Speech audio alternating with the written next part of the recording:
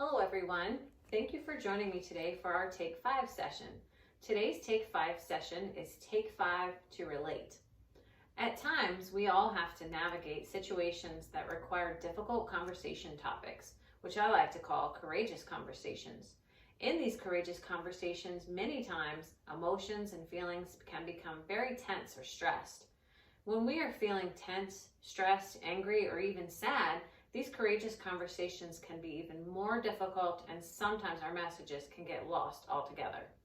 One way that we can engage in courageous conversations is by using I messages or I feel statements. I messages or I feel statements are a way to communicate with one another without sounding like we are being accusatory or placing blame on someone else. An I feel statement or I message also allows us as the speaker to take responsibility for the way that we're feeling.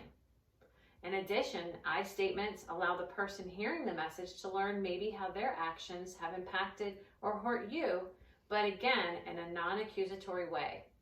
If someone feels that they're being blamed or accused of something, they may become defensive, which will make it very difficult for them to receive and understand the message we're trying to convey. When working with kids, I sometimes teach I messages as a way of explaining to someone how we are feeling versus using explanations that feel like finger pointing, which I call you messages. No one likes to be addressed with the finger point. I messages are a helpful communication style in many different settings and from young child to adult interactions. If you were to utilize these messages within the school setting, teaching the standardized language at the start of the school year would help the whole class learn kind of that common language.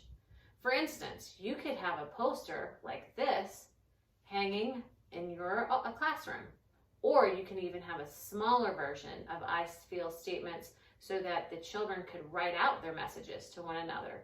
Again, this will help the children recognize how they are feeling and then communicate effectively with others. What a great skill to teach our kids. So, do you think you're ready to practice some I feel statements? Let's try them out. Okay, so I'm back with Nathaniel. Nathaniel's here to help me demonstrate how we would use I messages.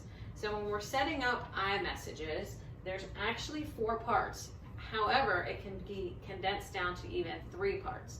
The 3 biggest parts are we're going to start with our I feel statement or our I feel that names the emotion, and then when, that's going to talk about the event, and because that's a maybe deeper thought about the event.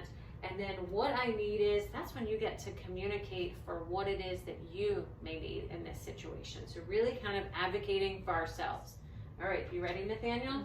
So we're going to set up a pretend scenario. So let's say I'm your friend, and today at school I left you out at recess. Okay? So let's go ahead and set up maybe your I feel statement then. So remember, we're going to start off with the emotion, and then the event, your thought about the event, and then communicating what you need. So do you want to try it out? Okay. I feel sad. Okay. And you want to go ahead? When I was left out of recess because it felt lonely, what I need is for you to please include me. Okay, thanks, Nathaniel. So again, Nathaniel was able to claim his emotion and identify an emotion, express what it was that was bothersome to him, and again, not in a finger pointing way, but in a way that just reflected like what action really was hurtful.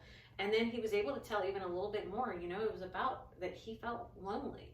So how could we challenge somebody? Again, this is where the person that we're communicating with would not feel so defensive, because we're not confronting them in a challenging way, yet we're letting them know how we felt and how the event felt and was perceived to us. And then really that self-advocacy part at the end of being able to communicate what it is that you would like to see. So, you ready to try some at home?